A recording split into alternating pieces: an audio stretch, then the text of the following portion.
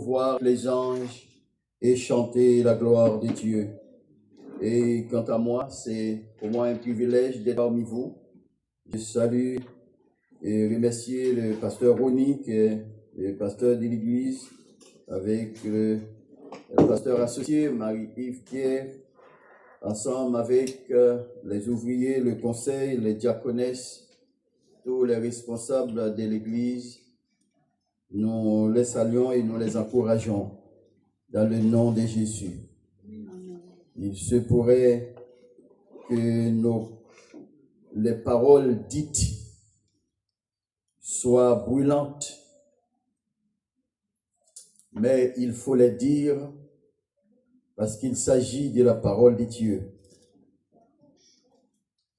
Et sans aucune prétention, nous allons dire l'enseignement de ce matin et nous voulons que chacun puisse bénéficier et que le Seigneur nous fasse grâce de sa présence. Et juste avant de lire deux textes que nous trouvons dans 2 Timothée, le chapitre 2, le verset 20, et Matthieu 24, versets 37 à 39. Passons maintenant à l'enseignement en lisant les deux textes que nous avons lus tout à l'heure. Et nous demandons à quelqu'un de l'Assemblée de nous lire 2 Timothée, le chapitre 2, le verset 20. Et une autre personne lira Matthieu, chapitre 24, du verset 37 au verset 39. C'est affiché, bien sûr. C'est pasteur Marie-Yves qui fera cette lecture, n'est-ce pas? Dans une grande maison, il n'y a pas seulement des vases d'or et d'argent, mais il y en a aussi de bois et de terre. Oui. Les uns sont des vases d'honneur et les autres sont d'un usage vil. Merci. Plusieurs vases. On va lire le deuxième texte dans Matthieu 24, du verset 37 au verset 39. C'est le pasteur Aurel qui fera cette lecture. Ce qui arrivera du temps de Noé arrivera de même à l'avènement du Fils de l'homme. Car dans les jours qui précédèrent le déluge, les hommes mangeaient et buvaient, se mariaient et mariaient leurs enfants, jusqu'au jour où Noé entra dans l'arche. Et ils ne se doutèrent de rien, jusqu'à ce que le déluge vienne et les emporte tous. Il en sera de même à l'avènement du Fils de l'homme. Amen. Merci. Gloire à Dieu.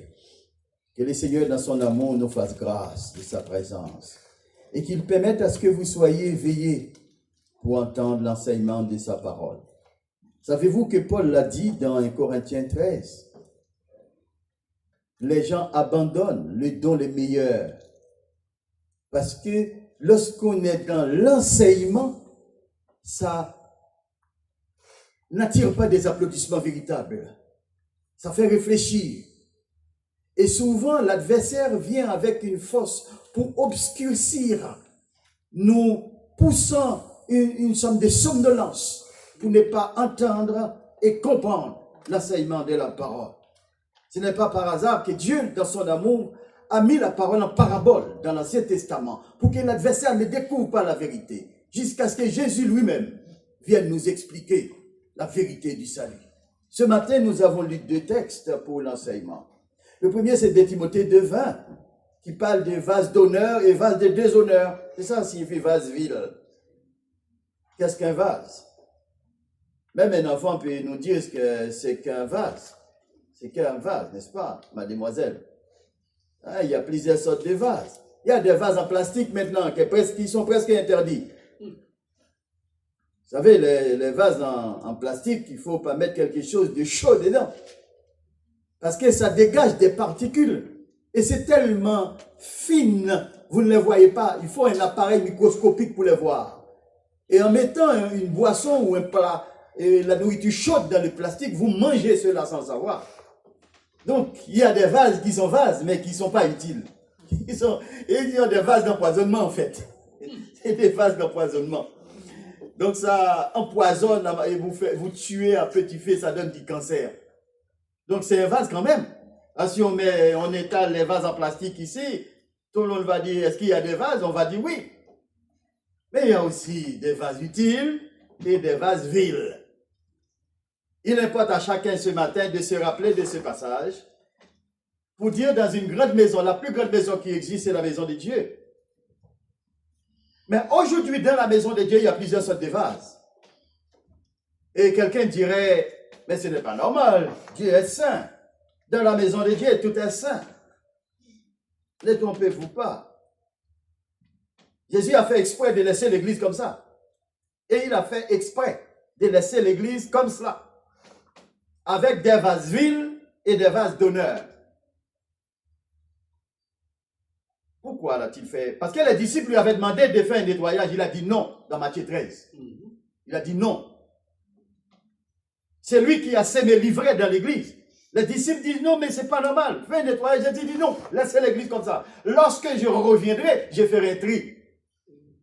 C'est pour cela que dans l'église, il y a des vases d'honneur, il y a des vases vils.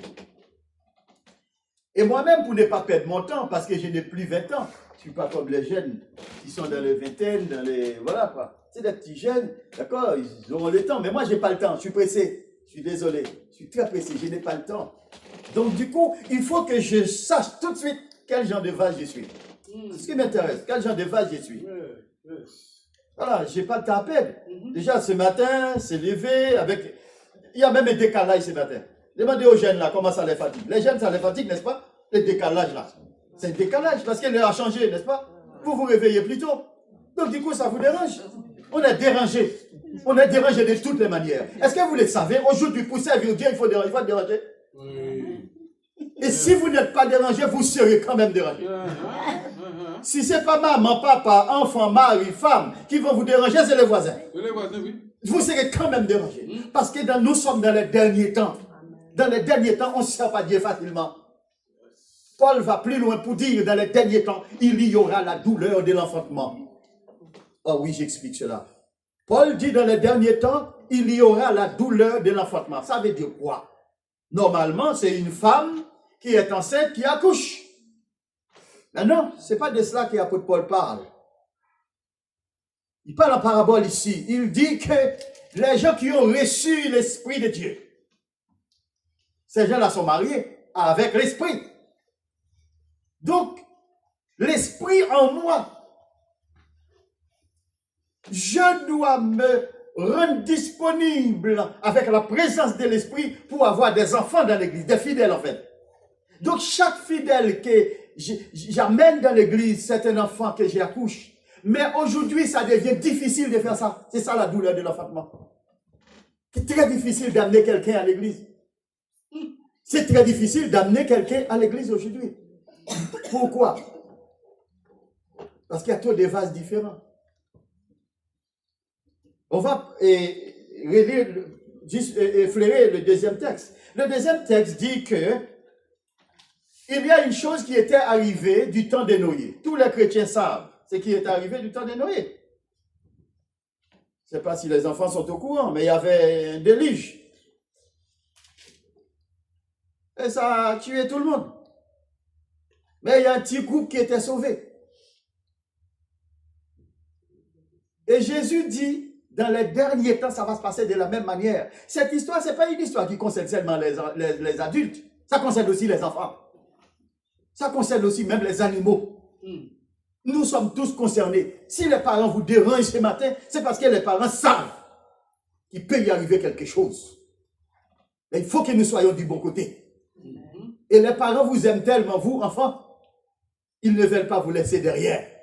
C'est pour ça qu'ils vous poussent, qu'ils vous réveillent et qu'ils vous encouragent à être au pied du Seigneur. Alors, entrons dans les deux textes pour vous donner quelques références, car il s'agit d'un enseignement. Et je pose une question pour commencer. En temps de la fin, si je vais me dire en ce temps de la fin, J'ai dit en ce temps de la fin. Parce que nous sommes dans le temps de la fin. Pourquoi dis-je que nous sommes dans le temps de la fin? Parce qu'il y a plusieurs temps. N'est-ce pas, mademoiselle? Il y a le temps de l'Ancien, le temps du Nouveau. Il y a l'Ancien Testament, il y a le Nouveau Testament. Même avant la loi, il y avait déjà les temps adamiques, les temps d'Adam. Mais de Moïse jusqu'à Jean-Baptiste, c'est ce qu'on appelle le temps de l'Ancien Testament. Parce que la loi s'arrête avec Jean-Baptiste. Et le deuxième temps, c'est le temps du premier avènement. C'est-à-dire Jésus est venu. Ça fait 2 temps. Jésus est venu et Jésus est allé. Ce temps qui est le temps du premier avènement est terminé lorsque les 7 étoiles sont tombées. Tout comme le temps de l'Ancien Testament est terminé lorsque Jean-Baptiste est tombé. De même aussi, le temps du premier avènement prend fin lorsque les 7 étoiles sont tombées. Oh, j'ai dit 7 étoiles, ça peut perturber les enfants et ceux qui ne sont pas dans les explications de la parole. Les 7 étoiles, c'est 7 grands pasteurs que Dieu choisit, mais qui seront troublés par l'enseignement. 7 pasteurs que Dieu choisit, qui seront troublés par la connaissance, la technologie, le savoir, l'argent. Et ces pasteurs-là vont disparaître. C'est à partir de là qu'on va dire le temps du premier avènement est complètement terminé. Et le temps du second avènement qui est le temps du retour de Christ. Et Jésus parle de ce temps-là.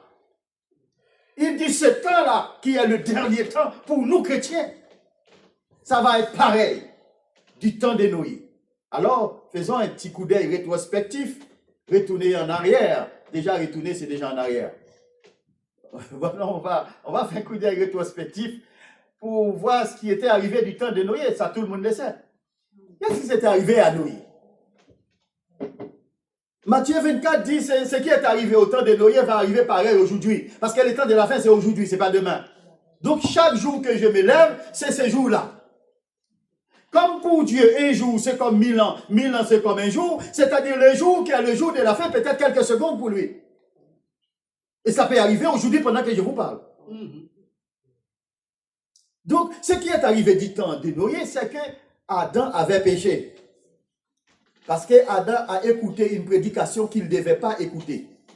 C'est pour ça manger le fruit. On dit qu'il a mangé le fruit. En parabole, manger le fruit. Le fruit, c'est la parole. Dans la Bible, le fruit, c'est la parole de Dieu. Donc, manger le fruit, c'est écouter la parole qui n'était pas la parole de Dieu. Ça s'appelle manger le fruit de la connaissance du bien et du mal. Je vais sur TikTok, sur YouTube, ou bien tous les réseaux sociaux, j'entends une prédication que je ne devais pas entendre. Finalement, ça me perturbe. Je me pose des questions. Est-ce que c'est vrai? Est-ce que c'est... Qui vous a envoyé là-bas?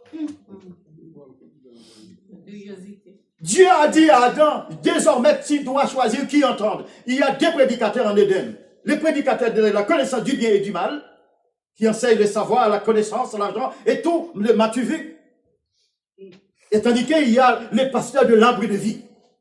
Qu'est-ce qu'Adam a fait avec sa femme? Il a écouté le pasteur, tout le monde. Il n'a pas écouté les pasteurs de vie. Qu'est-ce qui s'est passé? Adam est tombé. Est-ce que Dieu fonctionne avec les gens qui tombent? Non. Qu'est-ce qu'il fait? C'est lui qui est tombé, il le remplace. Dieu a remplacé Adam par un autre pasteur. Est-ce que vous savez qui a remplacé pasteur Adam? Noé, qui a remplacé pasteur Adam. Est-ce que vous savez que Noé était un membre de l'église de pasteur Adam?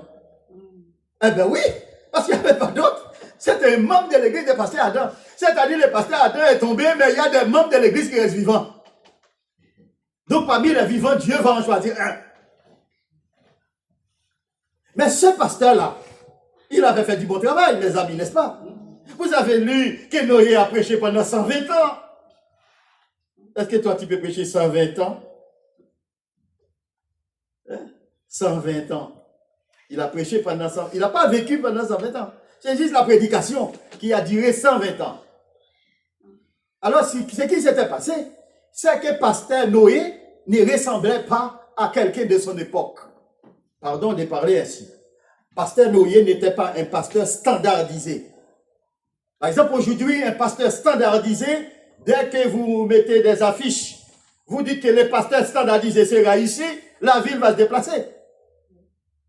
Parce qu'il y a tel pasteur qu'on voit tellement, qui ramène tellement de foule, qui parle tellement bien, qui enseigne tellement bien, etc., qui dit tout simplement ce que je vais entendre. Oh là là, ce pasteur-là, si là, il faut que je vienne. Ça s'appelle le pasteur standardisé. C'est bien standardisé. Et c'est contextuel. C'est vraiment moderne, n'est-ce pas? Noyer n'était pas un pasteur comme ça. Déjà, Noyer, c'est peut-être quelqu'un qu'on n'a pas vu dans les universités, qu'on n'a pas vu dans les grandes facultés, et qui n'avait pas beaucoup d'argent, et qui n'était pas trop éclairé pour son temps. Parce qu'aujourd'hui, pour être éclairé, il faut avoir un doctorat, ou bien bac plus 250. Tandis que Dieu, lui, il peut prendre quelqu'un à n'importe quel niveau, et le mettre au niveau qu'il veut. Et c'est comme ça que Dieu a formé un pasteur qui s'appelle Pasteur Noyer. Et quand Noyer prêchait, que disaient les textes? Les gens se mariaient. Donc c'était des bons prétextes. Dieu vient par l'église parce qu'il y a soir, il y a fait un mariage. Mais c'est normal. C'est la même chose. Dit-on de Noé. Et puis les gens mariaient les enfants. C'est pas la personne qui se marie, mais ses enfants qui se marient. Bon, puisque mes enfants se marient, je viens par l'église parce que j'ai un prétexte. C'est la même chose. C'est marqué Matthieu 24 là. Je viens de lire, n'est-ce pas? Les gens se mariaient et ils mariaient leurs enfants. Après, on va parler des vases d'honneur. Et après, dans Luc 16 encore, on va prendre le même texte pour dire que les gens faisaient la fête entre eux. Et c'est ça qui se passait du temps de Noé. Et pendant que les gens faisaient cela, Noé dit, répentez-vous car le royaume de Dieu est proche. Est-ce que les gens écoutaient? Et écoutez, vous mettez un beau compas ici, là. Vous mettez les compas, les zouks, et toutes les musiques que vous voulez, là. Et les gens sont en train de danser. Et toi, tu viens avec petite voix, car il n'y avait pas de micro à l'époque. Il dit, hey, Jésus revient bientôt. Tu penses qu'on va t'entendre? C'est la musique qu'on va entendre, mais on ne va pas entendre toi. On ne va pas t'entendre. Et voilà la situation du temps de Noé. Aujourd'hui, là, en 2025, si Dieu choisit un pasteur parmi tous les pasteurs qui existent, et Dieu donne un message spécial à ce pasteur, est-ce que vous pensez qu'on allait l'entendre? Je ne suis pas sûr. Et Jésus dit, comme dans le temps de Noé, il y avait un grand problème dans le monde. Dieu a choisi un pasteur. Dieu dit, c'est-à-dire dans les derniers temps, au temps de la fin, il va choisir un pasteur parmi nous. La même chose. Et ce pasteur va recevoir l'option de dire la vérité en face et personne ne va l'accepter. Même les pasteurs ne vont pas l'accepter. Comment ça se fait que c'est toi? On t'a pas vu dans telle faculté. On ne te connaît pas. Tu as fait quelle étude, toi? D'accord? Etc. C'est ça tous les standards. Qu'est-ce qui était arrivé du temps de Noé? Et Paul va dire, dans la maison, il y a des vases fragiles. Il y a aussi des vases vils et des vases d'honneur. Et moi, quel genre de vase que je suis? Si je suis un vase d'honneur, j'aurai les oreilles pour entendre. J'aurai les yeux pour voir. Car dans l'Apocalypse, il est dit, j'ai vu et j'ai entendu. Jean dit, j'ai vu et j'ai entendu. Nul ne peut voir si Dieu ne lui montre pas. Amen. Et lorsque Jean a dit qu'il a vu, qu'il a entendu, c'est parce que Dieu l'a montré et Dieu l'a fait entendre. Donc, pour quelques références à ce qui a trait à ce texte que j'ai cité, je dirais le vase, ici, c'est le cœur de l'homme. Vase ici signifie cœur. Vase est un récipient dans lequel on peut poser des choses. On peut mettre de l'eau claire, de l'eau sale, de l'eau propre ou de l'eau imbuvable. Vous pouvez l'appeler comme vous voulez, mais c'est quand même un vase. Mais si j'ai un vase d'honneur, je ne peux pas mettre de l'eau sale dedans. Si je mets de l'eau sale dedans, je me comporterai, si je mettais cela, je me comporterai comme les pasteurs qui sont dans Matthieu 7, verset 6. Oh, Matthieu 7, verset 6 dit quoi? Les gens qui ne comprennent pas ce que Dieu leur donne. Les gens qui ne comprennent pas l'importance qu'ils ont dans les champs de Dieu. Ok. Ne donnez pas les choses saintes aux chiens et ne jetez pas vos perles devant les pourceaux, de peur qu'ils ne les foulent aux pieds, ne se retournent et ne vous déchirent. Ah, merci mon frère. C'est-à-dire, le pasteur de l'église peut dire un enseignement ici. Si les gens ne comprennent pas l'enseignement, ils peuvent agresser les pasteurs. Si on ne fait pas attention. Mais ici, nous avons que des gens sages. Là, on ne va pas aller jusque-là, d'accord? Mais il y a plusieurs sortes d'agressions, bien aimés. Il y a l'agression verbale aussi, c'est puni par la loi. Il y a ce qu'on appelle l'agression verbale. Vous êtes au courant ou pas? Ah oui, oui, vous êtes au courant. Agresser quelqu'un verbalement, c'est comme qui dirait vous l'avez tapé. C'est même agression, même punition. Et puis, prenons une petite illustration. Supposons que ce téléphone ici est un billet de 500 €. Vous savez, ça existe en Europe, hein? Un billet 500. Ça fait presque moitié SMIC. Hein? Billet 500 €, je mets ça ici. Ça, c'est billet 500 €. Et je prends ce micro, je le mets là. Ça, c'est une image. Hein? C'est juste un os avec des chairs en putréfaction. C'est-à-dire, ça commence à sentir mauvais. Donc, je pose à côté et j'appelle un chien. Je dis, va choisir. À votre avis, qu'est-ce que le chien va choisir? C'est vrai, mon frère. Hein? Le chien va choisir l'os, n'est-ce pas? Pourquoi? Parce que c'est dans son ADN. Son cœur fonctionne comme ça. Dès que le chien voit un os en putréfaction, il est content, il secoue tout son corps pour aller renifler l'os. Et pourtant, il y a un billet 500 € à côté. Il ne regarde même pas. Et voilà comment vous et moi, nous passons à côté, qui fait que l'apôtre Paul parle de vase vil. On n'accorde pas de l'importance à ce qui est important. Si l'humanité accorde de l'importance, tu ouvres la porte là, tu dis tu vas prier, tu vas invoquer Dieu, tu vas adorer Dieu. Tout le monde a dit, il n'y aura pas de place ici. Il n'y a pas de place. Mais les gens ne comprennent pas. Et c'est ça que Jésus est en train d'expliquer ici. Du temps de Noé, c'est comme ça se passait. Les gens étaient occupés. Aujourd'hui, vous êtes venus à l'église. Dès qu'on commence à prêcher, la première chose que Satan fait, il va souffler dans vos yeux. Vous pensez que Satan n'est pas dans l'église? Je vais vous expliquer au début pourquoi Satan est dans l'église. Pour vous empêcher d'entendre l'enseignement. Quand on loue, vous êtes éveillé. Mais quand on enseigne, Satan souffle dans tes yeux, fait comme ça. Fais-le, bébé, fais-le. Il souffle dans tes yeux. Et toi, si tu vois le sommeil en train de te prendre, si tu veux vraiment entendre la parole, mets-toi debout alors. Mets-toi debout parce que c'est la perfidie du diable. Pour que les gens ne soient pas enseignés. Parce que si vous êtes enseignés, ils ne pourront en aucune manière vous amener à la perdition. Parce que vous connaissez la vérité. C'est pour cela que Jésus dans Jean 17 va dire, si vous connaissez la vérité vous affranchira. C'est dit aussi dans le verset 36 de Jean 8. La vérité qui libère, la parole de Dieu. Donc, les vases ici, c'est une illustration que je l'explique de cette manière. Et prenez garde, et prenons plutôt garde à ne pas devenir des vases déshonneurs. Dès que je suis là, que vous le sachiez que je suis un serviteur de Dieu. Et si je suis un serviteur de Dieu, il y a des endroits que vous n'attendez pas non plus que j'y sois.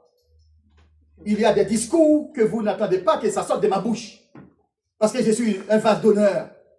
Il y a des choses qui ne doivent pas sortir de ma bouche. Je suis vase d'honneur. Je disais que le vase ici, c'est le cœur de l'homme. L'homme que Dieu utilise. Et puis, vase peut être aussi une organisation. Ici, l'église, c'est une organisation. Dans l'organisation, on trouve plusieurs éléments. Plusieurs vases à l'intérieur de l'église. Et les vases qui sont rassemblés pour adorer le Seigneur. Il y a un premier vase que je disais tout à l'heure que Dieu avait choisi qui s'appelait Adam. Il est le premier vase que Dieu avait choisi pour poser quelque chose. Qu'est-ce que Dieu a mis dans Adam, si vous vous rappelez? Quelqu'un se rappelle ce que Dieu a mis dans Adam? Il a mis son souffle. Souffle de vie. Il a mis son souffle de vie dans Adam. Mais souffle de vie signifie quoi? Signifie parole de Dieu. Et qui est Dieu? Comment s'appelle Dieu? Jean 1er, verset 1er. Dieu s'appelle parole. Donc, parole, c'est esprit. Esprit, c'est fruit.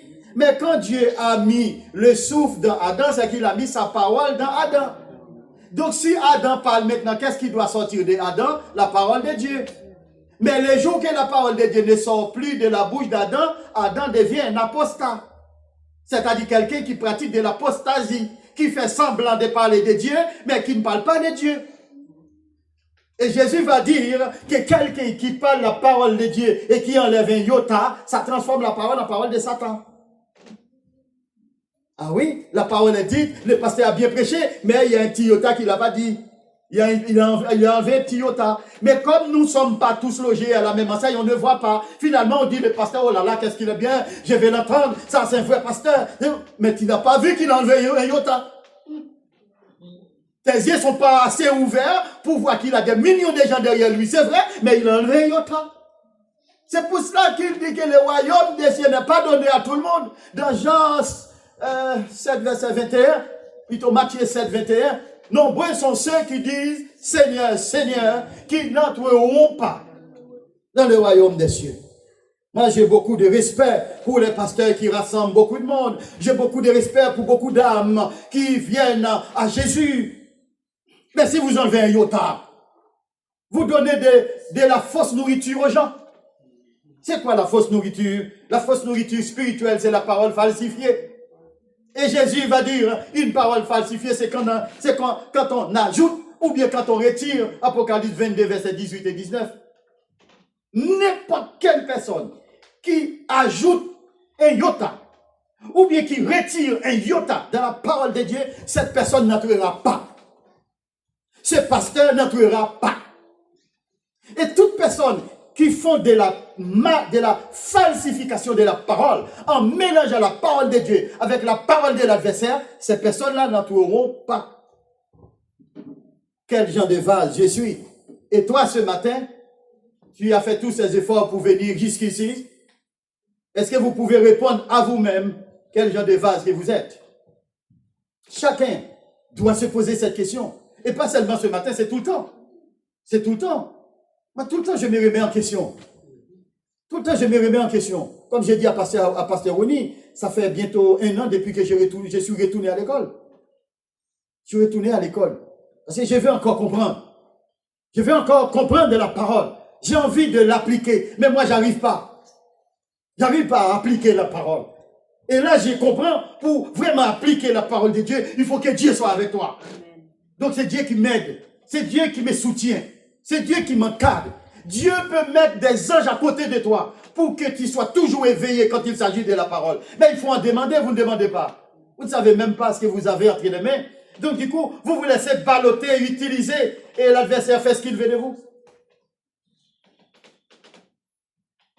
Frappez, dit le Seigneur, et l'on vous ouvrira. Demandez, vous recevrez. Vous avez des anges à votre disposition.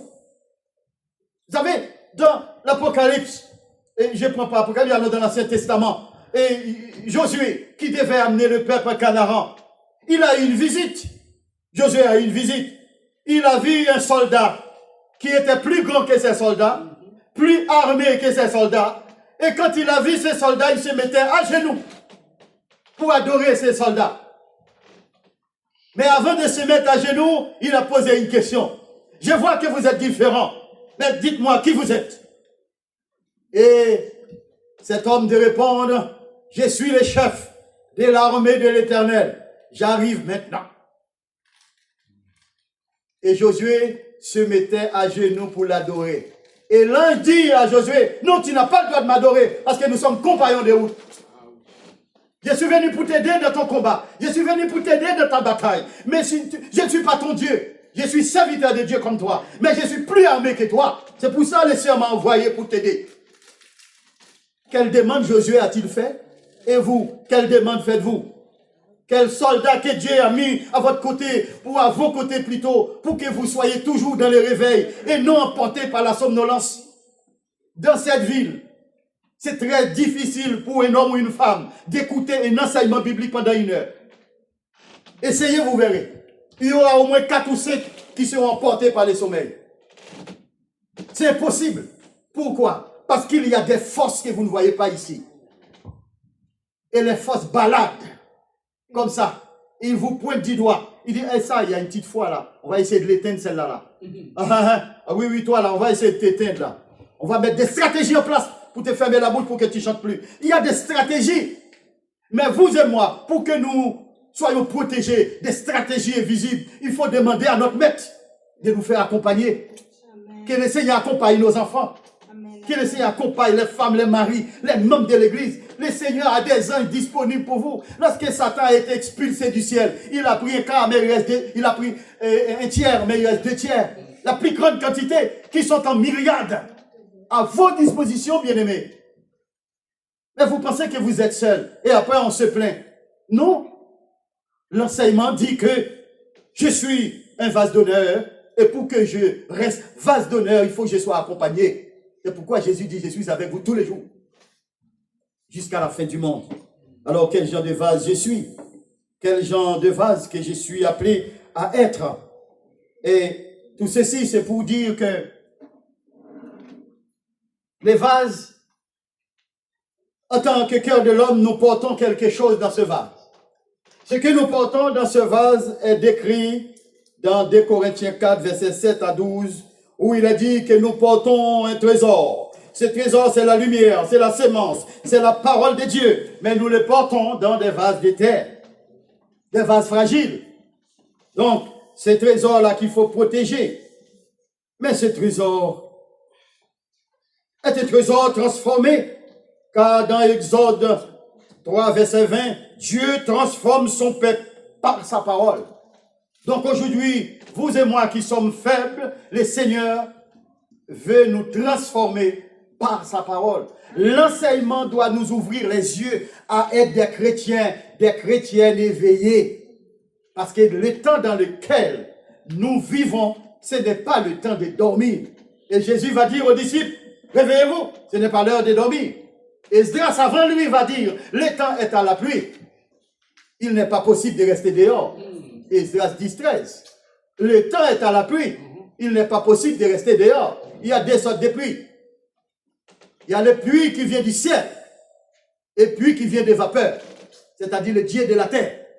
Il faut faire la différence. Et voilà. Et je suis pur à cause de la parole que je reçois. D'après Jérémie 15, verset 3. Donc, moi-même, je suis plus dit, je suis, disait Jérémie, un vase d'honneur. Mais est-ce que vous savez quand Jérémie a déclaré qu'il était un vase d'honneur parce que Dieu était en lui, vous savez ce qu'on lui a fait? On lui a mis au pilori. Ah oui, on lui a mis au pilori. Ça veut dire quoi? C'est-à-dire on l'a attaché sur une croix, on a renversé la croix, c'est-à-dire sa tête en bas, ses pieds en haut, et puis on le battait. On le battait pour la gloire de Dieu. Mais avant qu'on le battait, Dieu avait dit à Jérémie, n'hésite pas à aller pour moi. Au moment opportun, je mettrai ma parole dans ta bouche. Jérémie était content parce que Dieu disait à Jérémie, je mettrai ma parole en toi, va prêcher. Aujourd'hui, on dit à Pasteur Marie-Yves, va prêcher dans la ville du Mans, car je serai avec toi. Et au moment opportun, je mettrai ma parole en toi parce que tu es un vase d'honneur. Et Marie-Yves serait contente de ça. Mais la suite, comment Dieu va mettre cette parole? La méthode que Dieu va utiliser pour mettre la parole, c'est qu'on a mis Jérémie au pilori et on se met à le battre. Et chaque coup de bâton, il y a une parole qui sortait de la bouche de Jérémie. Et cette parole était une prophétie. On lui a donné un gros coup de barre. Jérémie dit, ah ouais, les rois seront embarqués demain à 15 h. On lui donne une deuxième coup, il dit, les peuples aussi seront embarqués. On va venir vous kidnapper, vous serez partis en esclavage en Babylone. Mais Dieu a mis sa parole dans sa bouche, n'est-ce pas? Bien oui, Dieu avait bien mis sa parole dans sa bouche. Mais vous, comment Dieu a-t-il mis sa parole dans ta bouche à toi, à vous là? Comment Dieu a-t-il mis? Parfois, vase d'honneur prend des coups, bien aimé. Il y a des vases d'honneur qui prennent des coups. Il y a des vases d'honneur qui prennent des coups. Il y a beaucoup de vases d'honneur qui prennent des coups. Il y a des coups visibles, il y a des coups invisibles. Des coups invisibles sont plus durs à gérer que les coups visibles.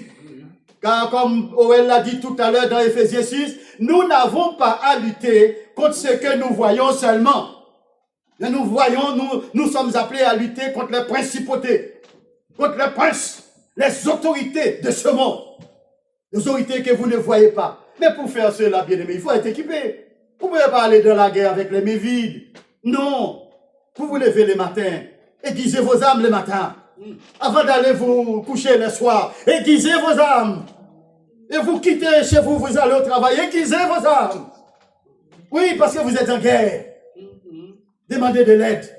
Seigneur, je vais t'accompagner. Vous rêvez que vous faites un accident. Seigneur, j'ai dû faire l'accident. Moi, j'en vais pas aujourd'hui. Et je ne vais pas demain non plus. Yes. Ne soyons pas des naïfs à tout accepter. Après, c'est pour la gloire de Dieu. Non, c'est pas comme ça marche. Vous êtes en guerre. Il faut savoir que vous êtes en guerre. Il faut que les enfants sachent qu'ils sont aussi des petits guerriers. Des soldats de Christ. Donc vous serez attaqués, dit Jésus, jusqu'à la porte du ciel, puisque vous êtes des vases d'honneur. Le monde ne veut pas des vases d'honneur. Ils n'ont pas besoin de ces vases-là. Des vases qui parlent de la fin du monde, de la fin de ce monde religieux. Et Jésus lui-même en a parlé. Et c'est cela qui fait l'objet de notre foi. Je vais faire vite pour cette dernière partie.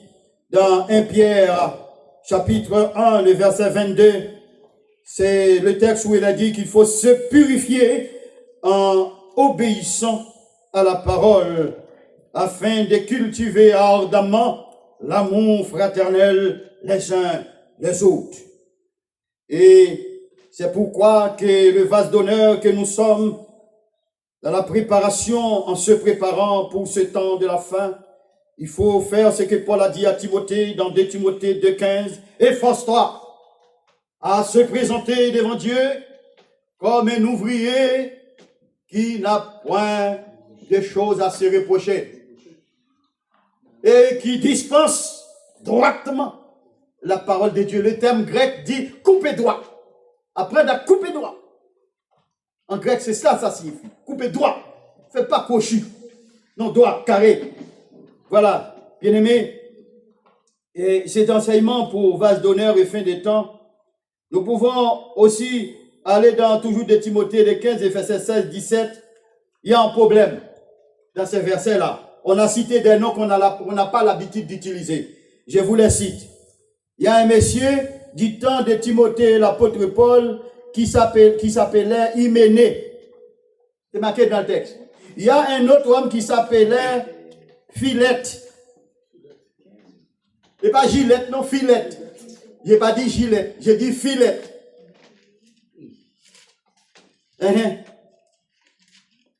Et dans 2 Timothée 4, verset 14, il y a deux autres hommes qui s'appellent Alexandre. Est-ce qu'il y a quelqu'un qui s'appelle Alexandre ici?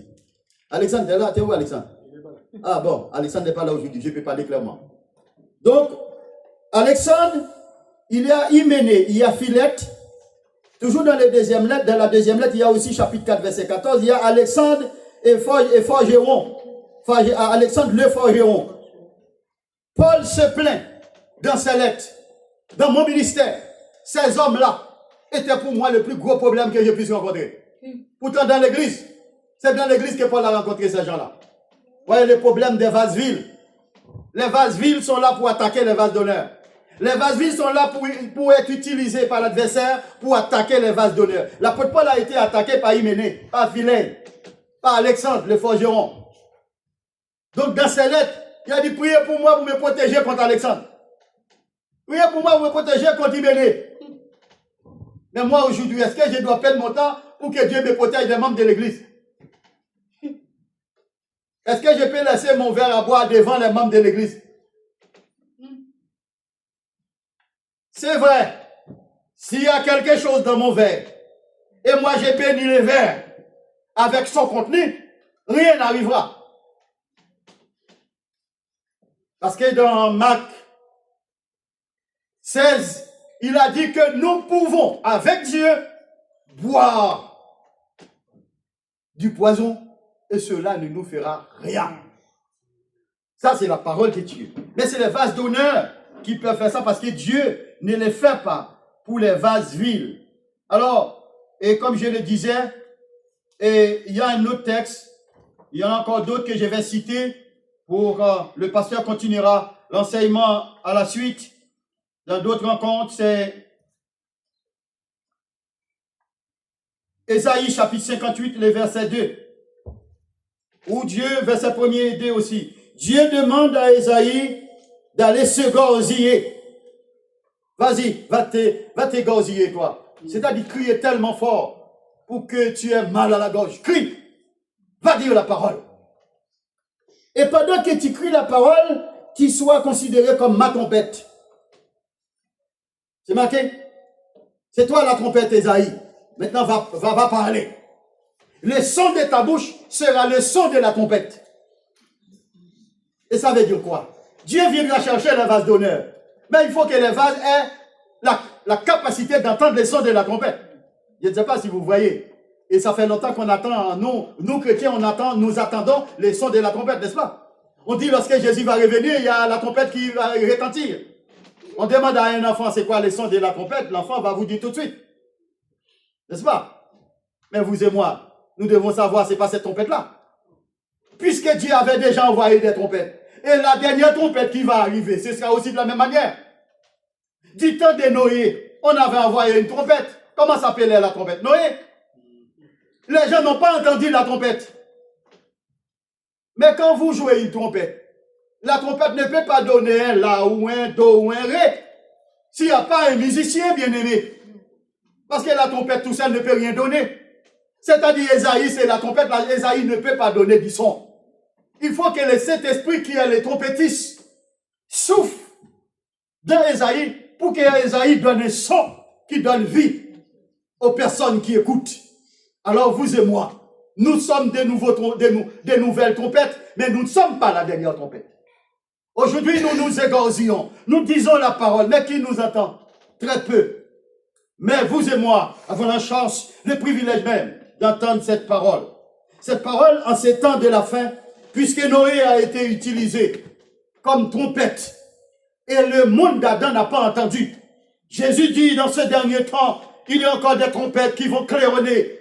Mais vous, nous, est-ce que nous aurons les oreilles aussi sensibles spirituellement pour entendre? Je disais tout à l'heure, à chaque temps, Dieu envoie un pasteur. À chaque période, Dieu envoie un pasteur. Regardez dans la Bible. Au démarrage, il a choisi un pasteur qui s'appelle Adam. Après, ça s'est mal passé. Il a choisi un autre pasteur qui s'appelle Noé. Ah, ça s'est mal passé avec Noé. Pourquoi ça s'est mal passé avec Noé? Parce que après le déluge, Noé avait peut-être un petit problème de la tête, quoi. Tu vois, on a attrapé la grosse tête. Mais Noé s'est enivré. On a dit que Noé a bu le vin de l'impudicité. Ah, il y a un monde qui pensait que c'est le vin qu'on boit là, hein, n'est-ce pas? Non, le vin de l'impudicité, c'est la parole de Dieu falsifiée. Le vin de l'impudicité, quand il y a impudicité, c'est qu'il y a tromperie dans le mariage. Il y a tromperie dans le mariage. Monsieur a trompé madame ou madame a trompé monsieur. Donc il y a de l'impudicité. Donc l'enfant qui va naître de ce couple n'est pas un enfant légitime. Donc si ma relation avec Dieu est une relation impudique, les chrétiens qui me suivent, qui sont avec moi, sont des enfants du mariage impudique. Donc ce qui fait, on peut travailler pour l'enfer sans le savoir. Il faut que nous soyons éclairés pour ne pas boire le vin de l'impudicité et ne pas manger aussi la nourriture de l'impudicité. Enfin, chers bien-aimés, je sais que cette parole n'est pas agréable pour les oreilles. Cette parole est peut-être douce à la bouche. Elle fait mal dans les entrailles. Mais apôtre Paul dit, en s'adressant au vase d'honneur, il disait, au dernier temps, en un clin d'œil, au son de la trompette sonnera. Qui est prêt à entendre? La trompette sonnera. Aujourd'hui, pasteur Oni crie ici. Pasteur Marie-Yves, vous criez ici. Est-ce que l'église entend? Donc c'est un entraînement pour vous d'écouter l'enseignement que donne le pasteur. Parce qu'après cela, il va avoir un autre pasteur qui va avoir son message. Comme aujourd'hui il y a des réseaux sociaux, ben il va utiliser les réseaux sociaux aussi. il y a YouTube, il y a TikTok, ils vont utiliser tout ça aussi. Mais comme il y a des hommes et des femmes, ils vont utiliser des hommes et des femmes aussi pour qu'ils soient présents partout, pour que vous entendiez le même discours, la même parole. Parce que Dieu viendra chercher tous les chrétiens du monde qui sont un. C'est-à-dire vous pouvez être ici avec des chrétiens, oui, si, mais vous êtes un. Et puis, une dernière question, je termine là-dessus. Jésus dit qu'il viendra chercher les 12 tribus d'Israël. Ça, c'est la dernière partie. Je m'arrête là. Parce qu'il leur est arrivé. Je m'arrête là, bien-aimé. Jésus dit qu'il viendra chercher les 12 tribus. Quand est-ce que les 12 tribus ont commencé?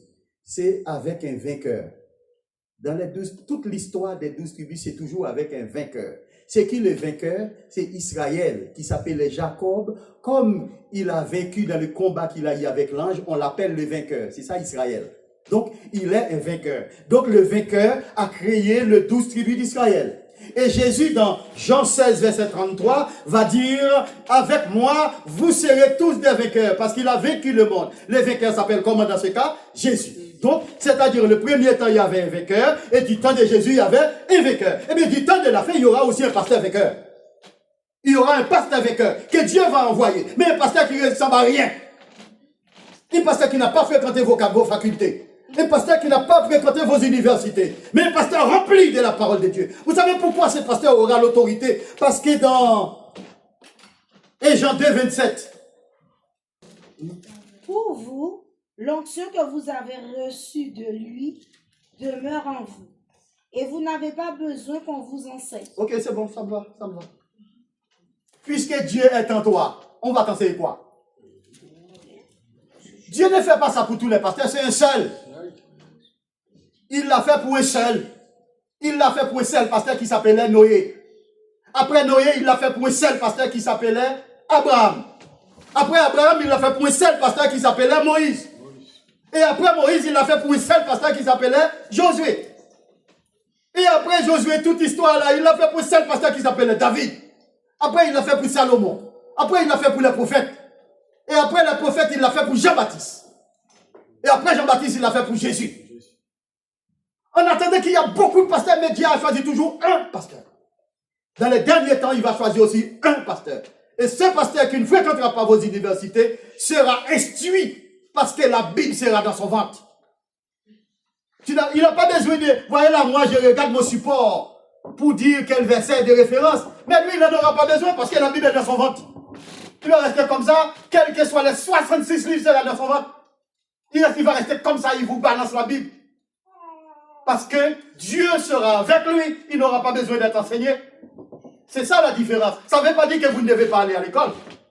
Si vous êtes vache d'honneur, vous devez vous instruire pour que la bête ne vous traîne, ne vous fait pas balloter. Voilà, bien-aimés, permettez que je puisse m'arrêter là pour aujourd'hui, parce qu'il s'agit d'un enseignement solide, parce que l'enseignement solide est celui qui nous prépare pour l'arrivée, pour accueillir Jésus, pour pouvoir entendre les sons de la trompette, et que toute la gloire soit à Dieu.